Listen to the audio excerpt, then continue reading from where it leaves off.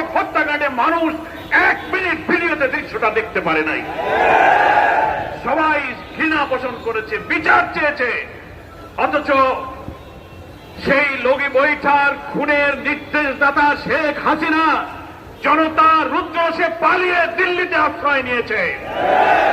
আমরা আজকে দাবি করতে চাই 30-40 বছর পরে মিথ্যা মামলায় বিচার করে যদি মিথ্যা ফাঁসি দেওয়া যায়, 20 বছর আগের সত্য জীবন্ত হত্যার খুনি হাসিনা সহ মেনন, ইনু 14 দলের ফ্যাসিস্টদেরকে বিচারের আওতায় আনার জন্য হয় সরকারের আইন মন্ত্রণালয়কে এই মামলা পুনরুজ্জীবিত করতে হবে, তা না হলে বিদ্যমান ট্রাইব্যুনালকে দায়িত্ব দিতে হবে এই হত্যাকাণ্ডের পুরো তদন্ত হোক এবং হাসিনার বিরুদ্ধে মামলা করে এই আন্তর্জাতিক ট্রাইব্যুনালে তার বিচার করা হোক।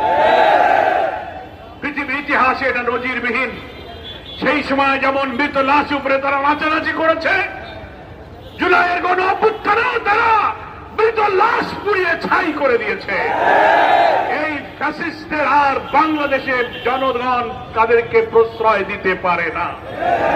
আমরা শুনতে পাচ্ছি খুনি হাসিনা দিল্লি থেকে কর্মসূচি দিচ্ছেন নভেম্বরের প্রথম সপ্তাহে 15 দিনে বিক্ষোভ, হরতাল, ঘেরাও।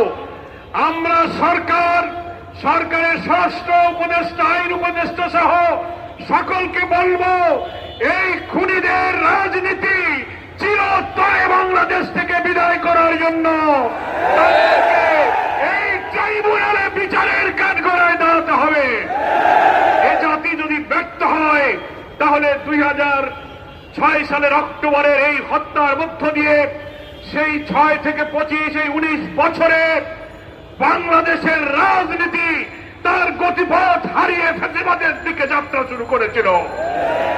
24 সালে এসে সেই ফ্যাসিবাদী রাজনীতির দীর্ঘ যাত্রাপথে গতি হারানো রাজনীতিকে সহস্রাধিক জনতা জীবন দিয়ে নতুন বাংলাদেশের জন্য দেশকে নতুন করে স্বাধীন করেছে।